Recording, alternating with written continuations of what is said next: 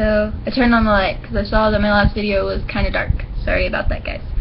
But has anybody read this?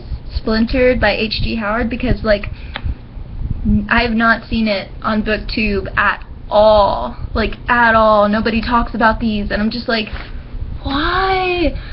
Okay, so if you guys don't know, this is about Alice's great-great-granddaughter, basically.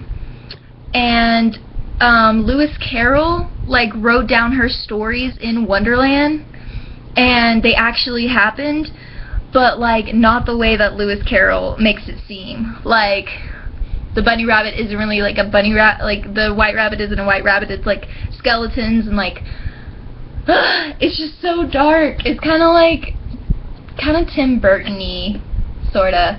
Like, he should make these into movies. But, okay, so this is a book series. This is the first one. This is the only one I've read so far. I do have Unhinged over there on my shelf. And I want to read it. I just haven't yet because I don't have Ensnared yet, which I need to buy. So that, because I like love everything Wonderland, and I'll probably like want to marathon them. But this book was so good. I read it mostly on a train ride, on like a 2-hour train ride, and it was just, it's so good. And there's a blurb for it by Melissa Mayer, you know, the author of the Wicked Lovely series. And it's just so good. Oh, and the coolest thing about it is, look, you probably can't tell on the camera, but this font is in purple. Yes, purple. It's so cool. And just, I mean, just that cover, though. It's so pretty, right?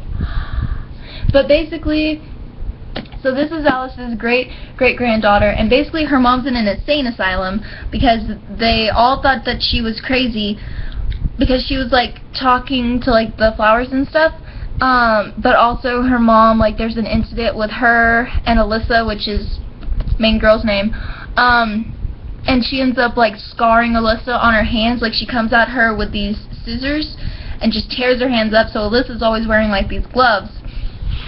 But, anyway, so her dad ended up putting the mom in the insane asylum because he didn't want anything to happen to their daughter. And then she has to, like, basically act like she's not having it too, but she is. She can, like, hear the insects and the flowers and, like, all their thoughts and stuff, and it's kind of crazy. But anyway, so this thing happens where she finds out that the only way to break the curse is to go back to Wonderland herself and, like, break the curse, because the curse on their family, because they are descendants of Alice, and it's just, like, it's so good. And she has all these adventures in Wonderland, and she does all these crazy things, and, like, there's this moth guy who, like, you love to hate, I guess. Like, he's such a good character, but he's such a dick, but you love him anyway. I don't want to say too much because like I said, nobody talks about this, and I don't want to spoil it for people. Just read it, and if you have read it, comment and talk to me about it. Okay, that's it for this one.